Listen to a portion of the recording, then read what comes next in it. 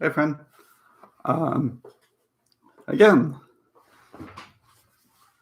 feel like I say it every time, but it's been a very long while this time. It's spooky season, so I started doing spooky stuff for spooky season, and I've been a little overwhelmed, though it's all good stuff because, as you can see, my hair are better, my skin is better, my mood is better, my life is better. Everything is better when I'm far away from YouTube for a long while, so right. Um, yeah, the only thing that didn't get better is that my webcam's getting slanted the more we go, and you can see my poster is not straight. Yeah, it's been a very long while. We were at page 69. Um, Part 11 of the first chapter, I think. Should get into it as soon as possible.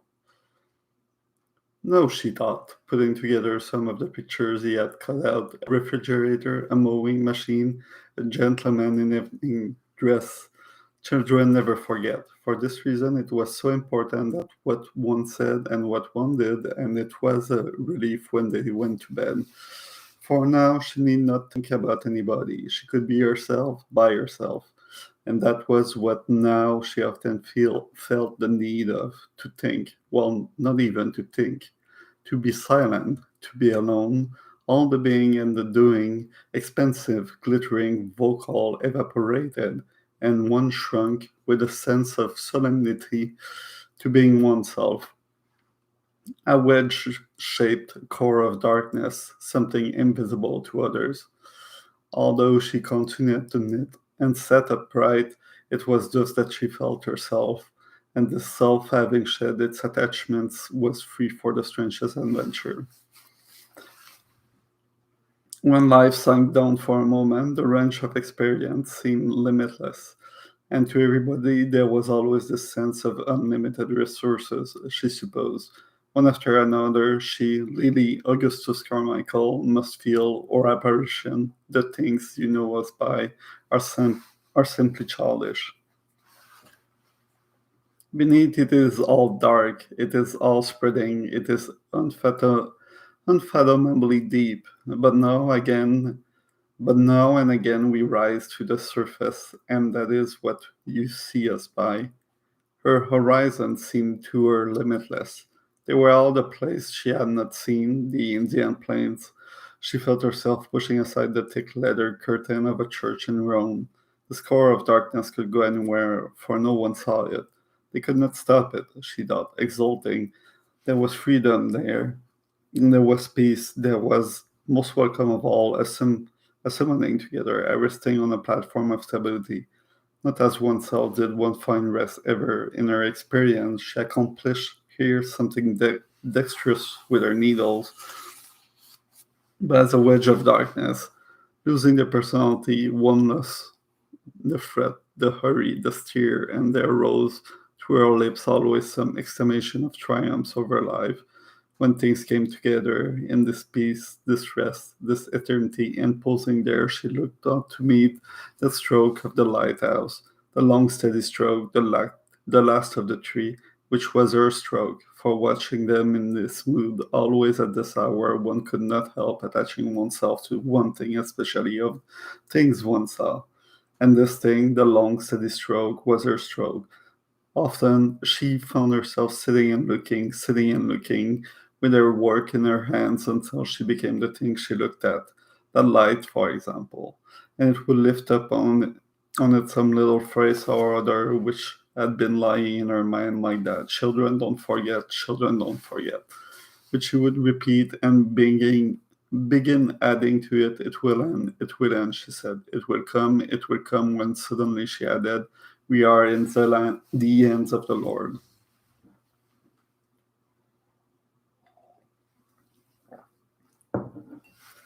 But instantly she was annoyed with herself for saying that. Who had said it? Not she. She had been trapped into saying something she did not mean. She looked up over her knitting and met the third stroke, and it seemed to her like her own eyes meeting her own eyes, searching as she alone could search into her mind and heart, purifying out of existence that lie, any lie. She praised herself in praising the light without vanity, for she was stern, she was searching, she was beautiful like that light. It was odd, she thought, how, will, how if one was alone, one lent to things, inanimate things, trees, stream, flowers, felt the expressed one, felt they became one, felt the new one, in a sense where one felt an irrational tenderness thus.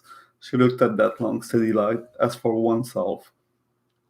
There rose and she looked and looked with her needle suspended. There curled up off the floor of the mind rose from the lake of one's being, a mist, a bride to meet her lover. What bother to say that we are in the hands of the Lord, she wondered.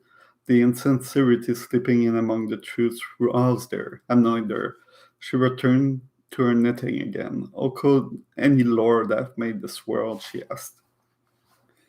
With her mind, she had always seized the fact that there is no reason, order, justice, but suffering, death, the poor. There was no treachery too base for the world to commit. She knew that. No happiness lasted.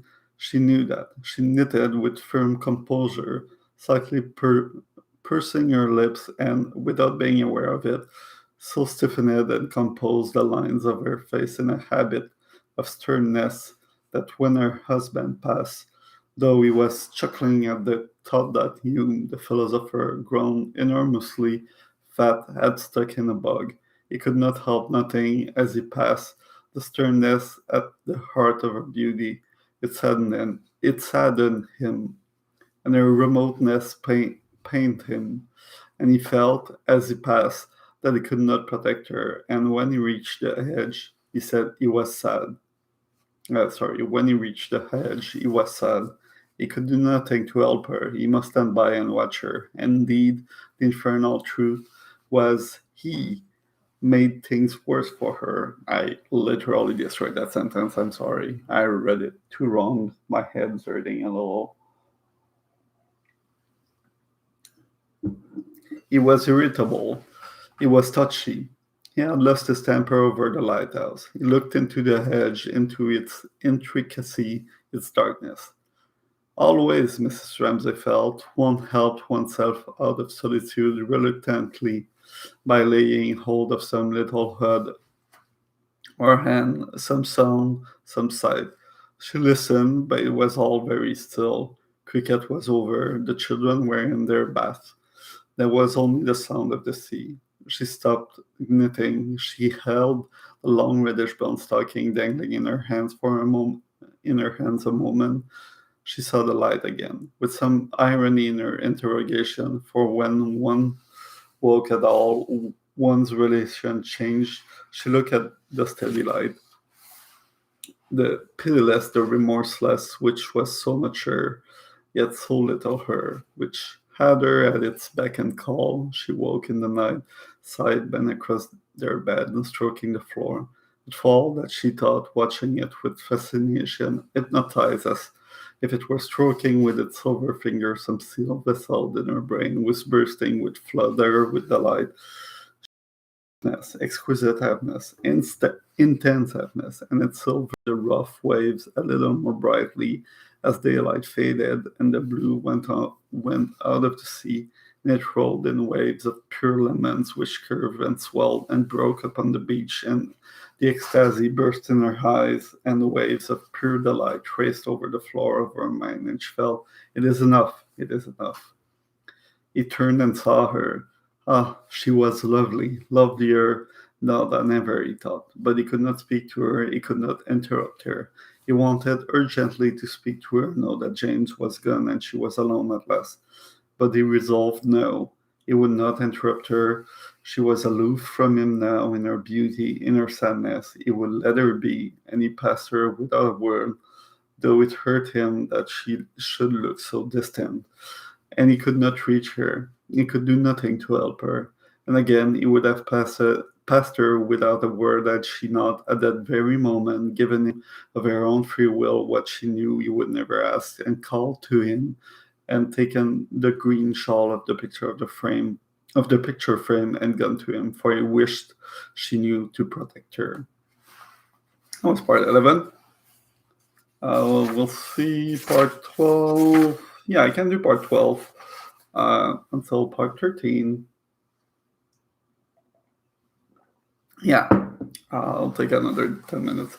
I have to sell, so because we're closing in on the end of the year, I'm in the binge of crazy video game because I want to, I don't know, me and my friend Raph, we're doing podcasts about the year in video game, and I kind of want to play everything, and this year has been kind of disappointing for me. I'm more of a weird indie person than a AAA person. Yeah. And there hasn't been like I think last year was Kentucky Route Zero, and 2 years ago it was Outer Wilds, if I'm not mistaken. Like there's normally an obvious big masterpiece or something. I played a lot of things. I really liked game like I played Sable that I really liked. I really like Returnal, which is more AAA. I was disappointed in Deathloop. I'm playing Inscription right now, which seems very cool so far, but like there's nothing that's like so fucking good that it blows everything else. I feel we've been very lucky the last few years with games like well, I said Outer Worlds and Kentucky Route Zero, but you can also count Overdin, you can also count something like Disco Elysium or Pathologic, which I never played, but I really need to do. Post Void, which is one of my favorite game ever, and Evans Vote. In the last few years, there's been like a lot of favorites of mine that came out, and this year it feels like there's nothing that's gonna stay as one of my favorite so far. And I feel like most in the game are probably out right now, so it's all AAA that are left, and the AAAs are rarely my favorite stuff. And in the AAA, the stuff I have left to do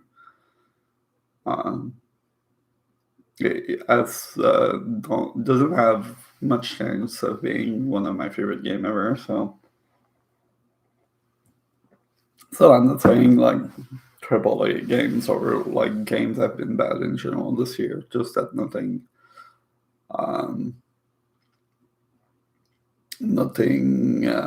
really grabbed me this year the way other game did some other year. So that was the video game minute in between two chapters of To Lighthouse from Virgin Woolf. Let's start. We're at page 72 in my version of things. We're at part 12. She folded the green shawl about her shoulders. She took his arm. His beauty was so great, she said, beginning to speak of Kennedy the gardener at once. He was so awfully handsome that she couldn't dismiss him. There was a ladder against the greenhouse, and little lumps of putty stuck about, for they were beginning to man the greenhouse roof. Yes, but as she strolled along with her husband, she felt that particular sophory had been placed. She had it on the tip of her tongue to say as they strolled, "It'll cost £50," but instead, for her heart failed her about money, she talked about Jasper shooting birds, and he said, at once, soothing her instantly, that it was natural in a boy, and he trusted he would find better ways of amusing himself before long. Her husband was so sensible, so just, and so she said, yes, all children go through stage, and began considering the dahlias in the big bed and wondering what about next year's flower. And had he heard the children nicknames for Charles Tansley, she asked. The atheist, they called him, the little atheist. He's not a polished specimen, said Mr. Ramsay, far from it. She supposed it was all right leaving him to his own devices, Mrs. Ramsay said, wondering whether it was any use sending down bulbs. Did they plant them? Oh, he has his dissertation to write, said Mr. Ramsay. She knew all about that, said Mrs. Ramsay. He talked of nothing else. It was about the influence of somebody upon something. Well, it's all he has to count on, said Mr. Ramsay. Pray heaven he won't fall in love with Prue, said Mrs. Ramsay. He'd disinherit her if she married him, said Mr. Ramsay. He did not look at the flowers, which his wife was considering, but at a spot about a foot or so above them. There was no harm in him, he added, and was just to say that anyhow he was the only young man in England who admired his. When he it back, he would not bother again about his books. These flowers seem creditable, Mr. Ramsay said, lowering his gaze and noticing something red, something brown. Sorry.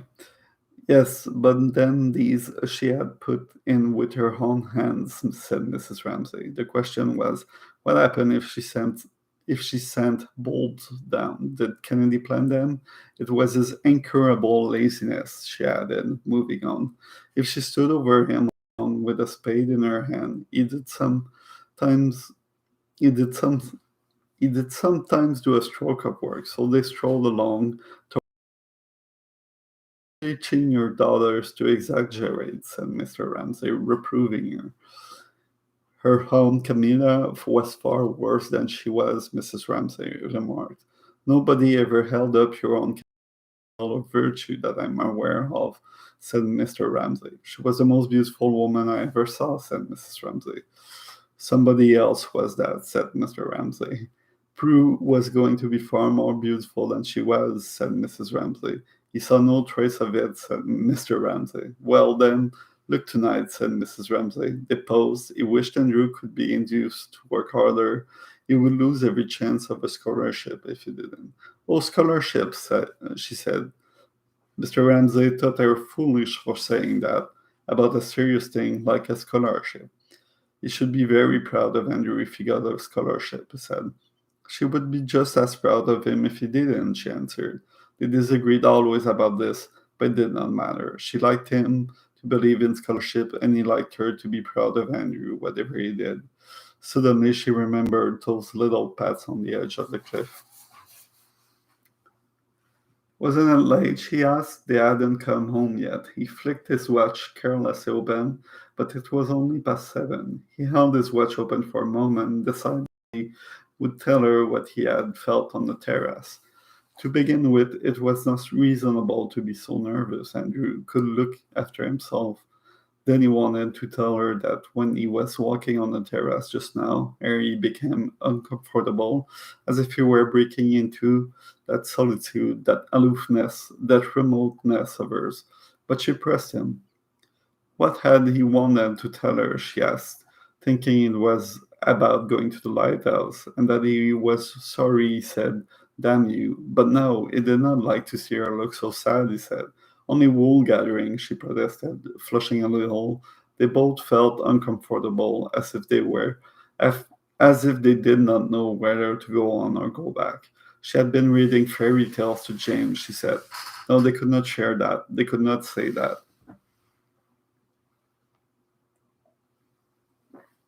I'll be back.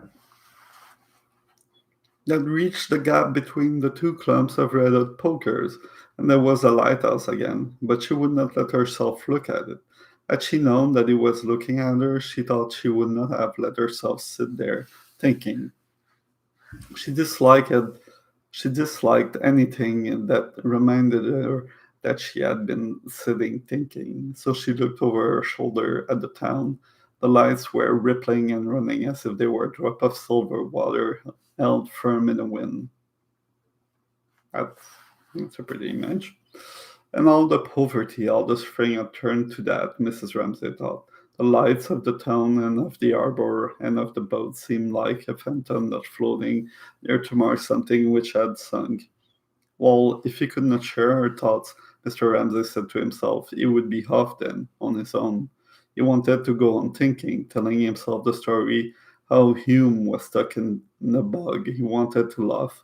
But first it was nonsense to be anxious about Andrew. When he was Andrew's age, he used to walk about the country all day long with nothing but a biscuit in his pocket, and nobody bothered about him. I thought that he had fallen over a cliff. He said aloud he thought he would be off for a day's walk if the weather held. He had had about enough of Banks of Carmichael. He would like a little solitude. Yes, she said. It annoyed him that she did not protest. Fucking stupid dude. If you want something, you ask for it. You don't expect something from the other and then, complain that it didn't happen. She knew that he would never do it. He was too old now to walk all day long with a biscuit in his pocket. She worried about the boys, but not about him. Years ago, before he had married, he thought looking across the bay as they stood between the clumps of red-hot pokers. He had walked all day. He had made a meal of bread and cheese in a public house. He had worked 10 hours at a stretch. An old woman just popped her head in now and again and sat with the fire. That was the country like best. Over there, those sand hills dwindling away into darkness. One could walk all day without meeting a soul.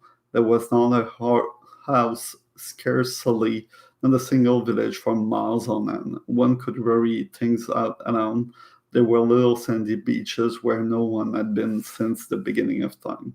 The seal sat up and looked at you. It sometimes seemed to him that in a little house out there, alone, he broke off, sighing. He had no right, the father of 8 children, he reminded himself, and would have been a beast and a cur to wish a single thing altered. Andrew would be a better man than he had been. Prue would be a beauty, her mother said. They would stem the flood a bit. That was a good bit of work on the whole. His 8 children. They showed he did not damn the poor little universe entirely for an evening like this, he thought, looking at the land dwindling away. The little island seemed pathetically small, as swallowed up in the sea. Poor little place, he murmured with a sigh. She heard him. He said the most melancholy things, but she noticed that directly he had said them he always seemed more cheerful than usual. All this phrase-making was game, she thought, for if she had said half what he said, she would have blown her brain out by now. Okay.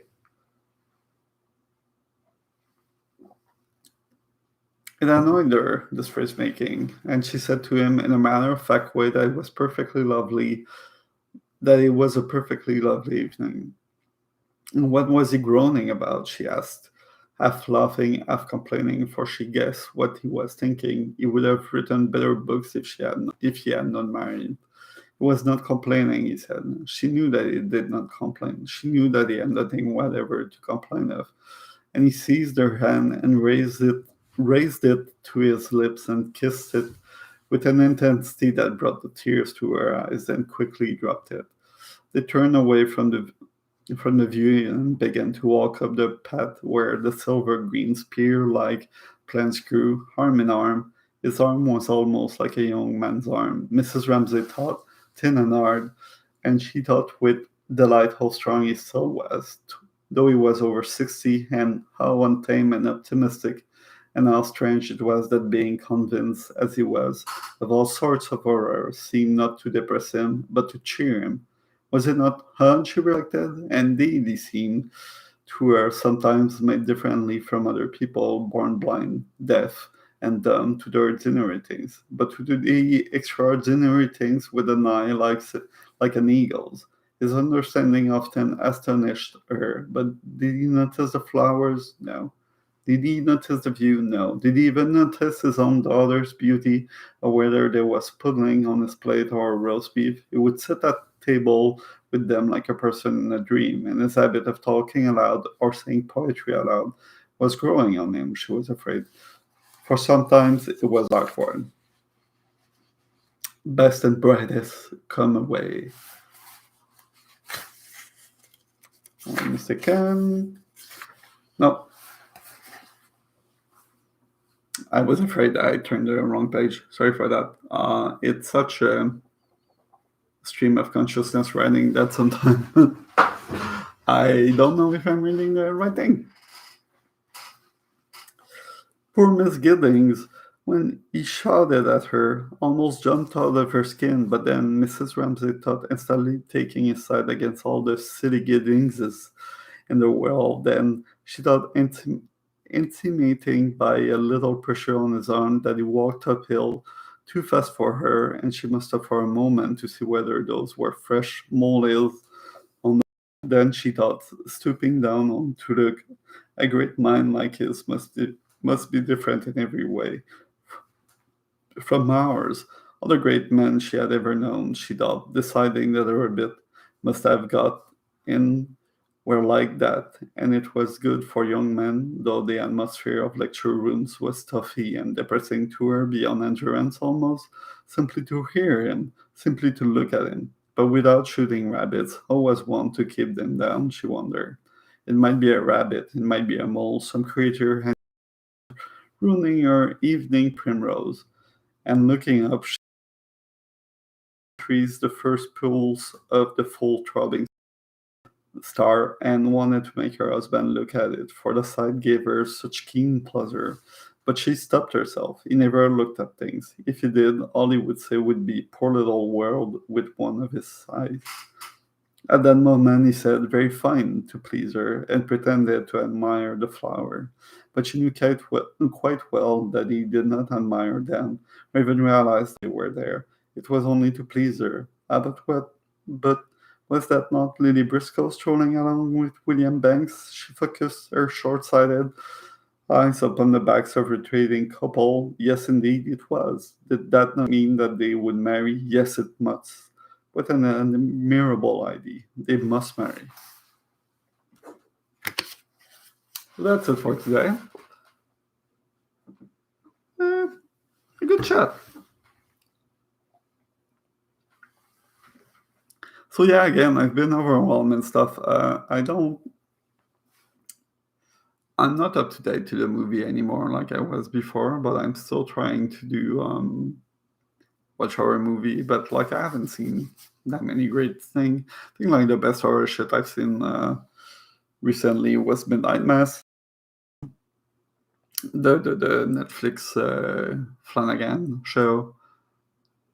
And like all Flanagan thing, I like it up to a point. I think it has a lot of issues, but like it's way more.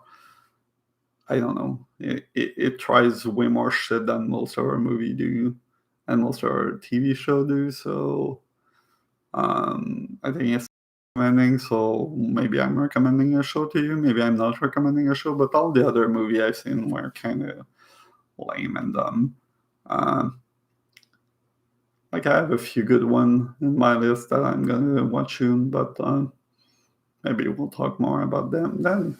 Otherwise, I'm sorry, my life is overwhelming, but like not about stuff I can talk about. Obviously, I'm still working on my video game. I'm working on personal stuff. I'm trying to learn guitar because like it's not enough to have like 4 or 5 hobbies. You need to add more and more and more until you freak out. Uh, so yeah, and personal stuff have been going on. So it's good stuff. I'm just a little overwhelmed. But I was happy to hear, and I need to finish the book. I will finish that book on stream. Like I've read to Lighthouse once already, but it's cool to read it a second time, and reading it aloud makes me appreciate more of the text because you have to acknowledge every word, whereas I'm more of a quick reader in general, so maybe like some passage like kind of get blurry in my mind. So, and obviously like Virginia Woolf's writing is not the most matter of fact world, so it's cool to pick out every word by word and try to read it that way, even though it must be weird to listen to. Yeah, that's it. I think that's gonna be it. I'm probably gonna recommend you a song from Low this week. Oh, there's another artist. I'll try to think about that other artist for next time I wanna Like I found an artist that's not super well known, and she's singing in English and in French, and it's folk French Canadian, but also a folk Canadian English song, and I think it's super cool. I'll try to share that the next time I read. I'll try to note her name somewhere. But yeah, this week it's gonna be Low because their last album's pretty good, and a group like Low has been in the music industry for a long fucking while, and they still do this kind of cool shit. Is worth commending. So yeah, listen to that song. Listen to the whole album. It's great.